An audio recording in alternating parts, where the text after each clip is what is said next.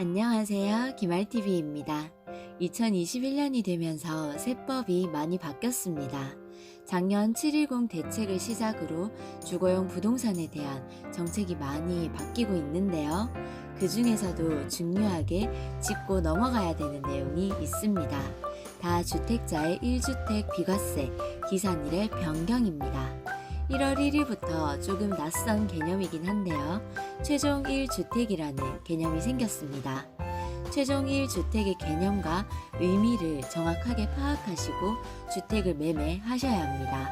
잘못 판단해서 당연히 1가구 1주택 비과세인 줄 알고 양도했는데 양도소득세 폭탄을 맞을 수도 있으니 꼭 주의하셔야겠습니다. 오늘은 최종 1주택의 개념이 포함된 다주택자의 1주택 비과세 기산일의 변경입니다. 최종 1주택이란 다주택자, 2주택 이상 다주택자의 경우 집을 여러 채 보유하고 계시다가 순서대로 팔고 남아있는 마지막 한 채를 최종 1주택이라고 합니다. 강화된 비과세 규정에 의해서 2021년 1월 1일부터는 이 최종 1주택 남아있는 마지막 주택을 팔 때 앞에 있는 집을 다 팔고 1주택이 된 날로부터 추가로 2년을 더 갖고 계셔야 양도소득세 비과세를 받을 수 있습니다. 다시 한 번 더 집을 다 팔고 마지막으로 남은 이 1주택이 된 날로부터 2년을 더 갖고 계셔야 양도소득세 비과세를 받을 수 있습니다. 다주택자의 최종주택 비과세를 위한 보유기간 산정은 본래의 취득 시점이 아닌 최종 1주택이 된 날을 기준으로 한다는 내용입니다. 2021년 1월 1일 이후 양도분부터 적용됩니다. 이전과 차이가 커서 각별히 신경 쓰셔야 합니다. 원래는 2020년 12월 31일까지는 주택이 2채든 5채든 마지막 1주택이 비과세 요건을 갖췄다면 최종 1주택에 대해서는 비과세 됐습니다. 즉, 다주택자 상태에서 2채를 팔고 비과세 요건이 되는 나머지 한 채를 다음날 바로 팔면 비과세 혜택을 받을 수 있었습니다. 바뀐 세법에 의하면 3주택을 가진 다주택자가 2021년에 주택 2채를 팔면 남은 주택 하나는 2년을 더 갖고 있다가 팔아야 한다는 것은 확실합니다. 그럼 이런 경우에는 어떻게 될까요? 2020년 10월에 2채 중 한 채를 팔았다고 가정합시다. 그리고 남아있는 한 채를 2021년 1월에 판다면 2020년에 집을 팔았을 때부터 2년을 계산할 것인지 아니면 최초 집을 구매했을 때부터 계산을 할 것인지 혼동이 생길 수 있습니다.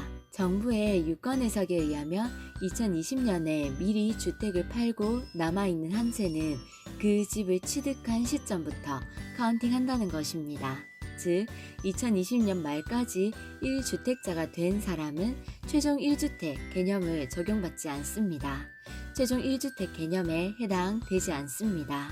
즉, 2020년 12월 31일까지 기존 주택들을 다 처분하시고 1주택자가 되셨다면 보유한 1주택의 원래 취득일을 기준으로 계산해서 비과세 받을 수 있습니다. 오늘 개념은 2021년 1월 1일을 기준으로 다주택자인 경우에만 최종 1주택 개념이 적용됩니다. 2020년 12월 31일까지 1주택자가 된 경우 최종 1주택 취득일부터 2년 경과 시 비과세됩니다. 2021년 1월 1일 이후 1주택자가 되신 경우 1주택자가 된 날부터 2년 경과 시 비과세됩니다. 그럼 날짜를 넣어서 예를 들어 볼까요? 2018년 3월 A주택을 매수했고 2019년 2월 B주택을 매수했습니다. 2021년 1월에 B주택을 매도했으면 이때 A주택이 비과세 받으려면 어떻게 해야 되죠? 언제부터일까요? B주택을 매도한 2021년 1월이 A주택의 보유 기산일이 됩니다. 그럼 A주택은 2021년 1월부터 2년 뒤인 2023년 1월 이후에 매도하셔야 비과세 가능합니다. 또 예를 들어 보겠습니다. 2018년 3월 A주택을 매수했고 2019년 2월에 B주택을 매수했습니다. 이번엔 2020년 12월에 B주택을 매도했어요.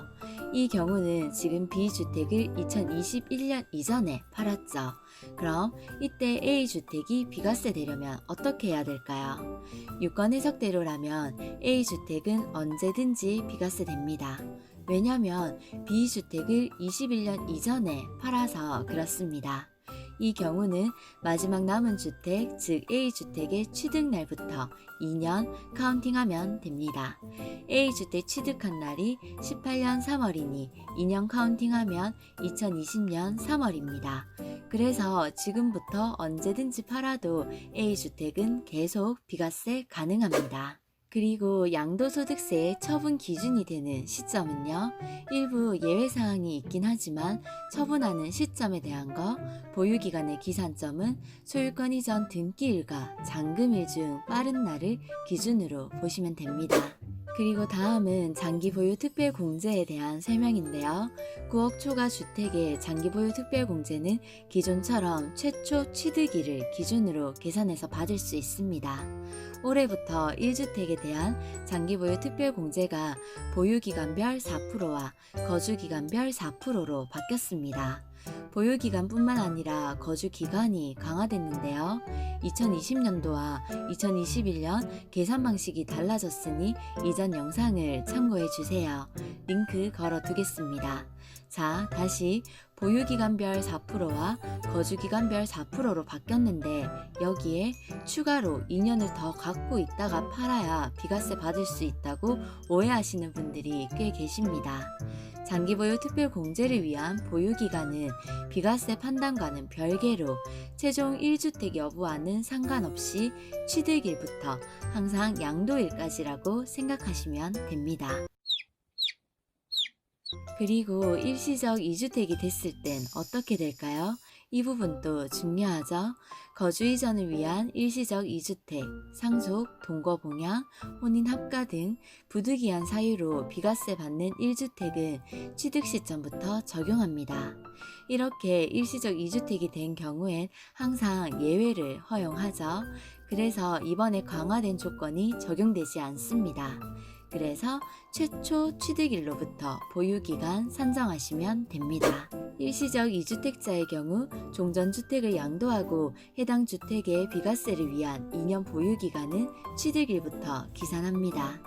그리고 종전주택 비과세로 양도한 후 주택을 추 1주택 상태에서 양도하는 경우 비과세 받는 2년 보유기간은 해당 주택의 취득일로부터 기산합니다.